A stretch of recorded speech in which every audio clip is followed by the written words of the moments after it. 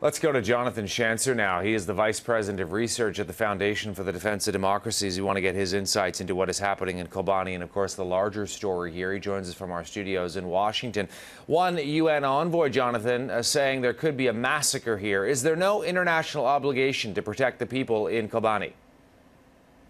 Well, there isn't as such. I mean, we don't have a NATO mission that has been approved here. There doesn't seem to be any major mobilization on the part of the United Nations or really any other international body.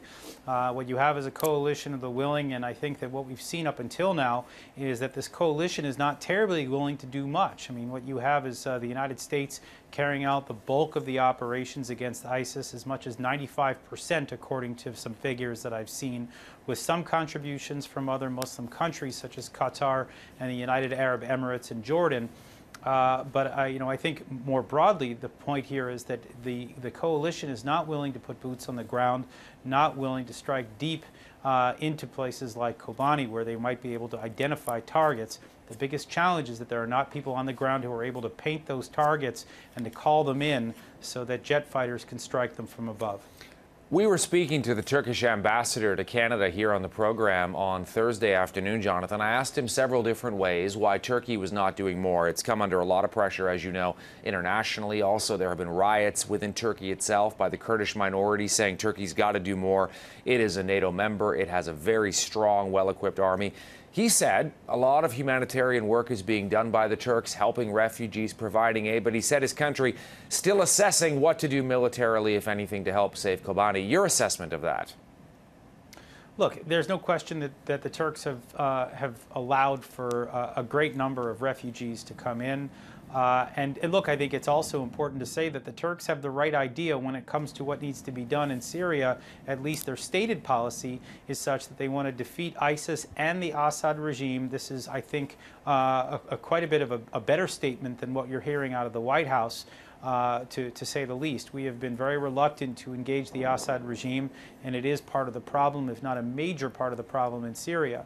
But the Turks cannot be let off the hook. The Turks have allowed their border to be exploited by ISIS for the last number of years, not just ISIS, but also the Nusra Front, other jihadi groups. That border has been incredibly porous. We've seen cash and weapons and fighters streaming across the border, and we know that there are headquarters for ISIS in Turkish territory. The Turks have not done a good enough job. And more broadly, I don't think that they are on board with the NATO agenda.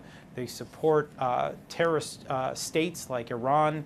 They've got Hamas based there. This is not a NATO country at its core. And of course, although ISIS is definitely dominating headlines in the last couple of months, over the last 3 years, the Assad regime is responsible for far, far more civilian deaths than ISIS by a magnitude factor of many, many times. Before we go, I want to ask you now, Baghdad, the Iraqi capital, meantime, at risk. Well, look, we continue to hear that ISIS would like to march onto Baghdad. We know that they are potentially closing in on the airport and that they're in the suburbs, the northern suburbs, Abu Ghraib, for example. The assessment that we continue to hear is that it would be very difficult for them to take the city itself, that it would be too fortified, too many troops in there. But look, we have underestimated this group time and again. Our intelligence has failed us. It's incredibly important that we take these threats seriously and to take out as much of ISIS as possible. Again, my only question is whether we can do it from the air alone without having people on the ground to paint those targets and to identify where the weaknesses might be amidst ISIS's ranks. I guess just quickly, at this point anyway, it seems that ISIS continues to a certain extent to win the propaganda war, Jonathan. Well, certainly, I think the press has played right into their hands. They get spooked quite easily by that black flag and, of course, by the beheadings and a lot of that propaganda. And so it's quite the story, and I think ISIS is riding high. But at the end of the day, you have to remember that this is still not a professionally trained army, and one that can be very easily beaten if we simply decide that victory is what we are gunning for. Jonathan Schanzer in Washington for us. Always great to have you on the program and in your insights. Thanks for this.